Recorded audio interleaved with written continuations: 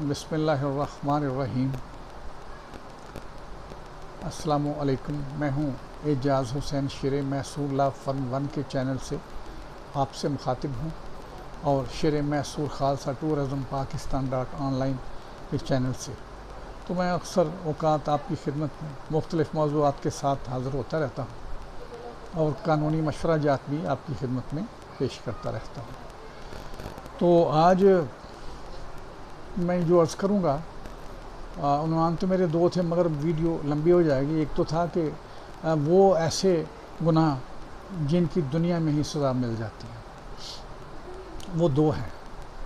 ایک تو ہے والدین کی نافرمانی، اور دوسرا ہے بدنیتی بددیانتی، یعنی بدنیتی بددیانتی سے کسی مسلمان بھائی کی جو ہے وہ خدمت نہ کرنا، اس کو نقصان پہنچانا، اس کا جو ہے وہ کسی طریقہ سے ظلم کرنا، زیادتی کرنا، حق چھیننا، وہ سب کچھ اس میں شامل ہو جاتا ہے۔ پہلے بددیانتی ہی انسان کے دل میں شیطان پیدا کرتا ہے وسوسہ، اور اس کے بعد جو جرائم گناہ ہونے شروع ہو جاتے ہیں۔ تو میں آج صرف یہی بدنیتی کے متعلق ہی عرض کروں گا کہ ایک واقعہ ہوا جو 40 سال کے قریب ایک گاؤں میں فوتگی ہو گئی تو لوگ اکثر جاتے ہیں تعزیت کے لیے گھر میں، تو عورتیں بھی چلے گئیں، 20-25 عورتیں۔ انہوں نے عورتوں کے لیے علیحدہ جگہ مخصوص کر رکھی تھی، جو چارپائیاں لگائی ہوئی تھیں، تو ان کے اوپر چادریں تھیں۔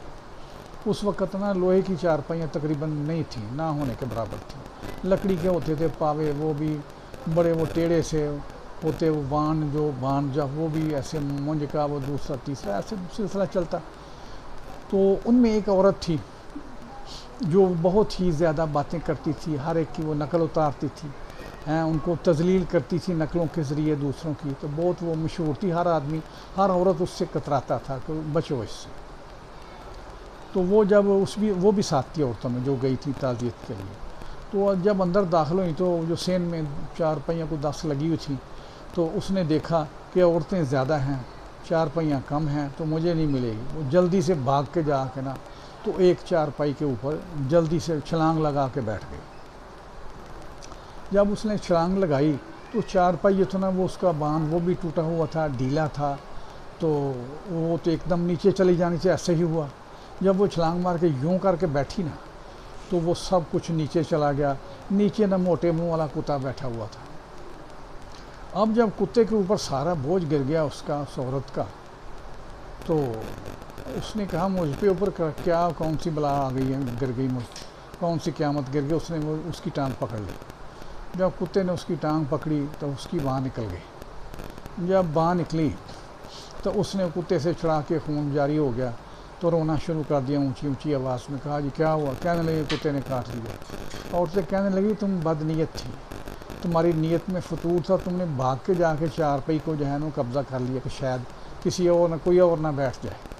تو ابھی تو تم نے چھوٹی سی، اللہ تعالیٰ نے تمہیں سزا دی ہے بدنیتی کی، اپنی نیت کو صحیح کرو۔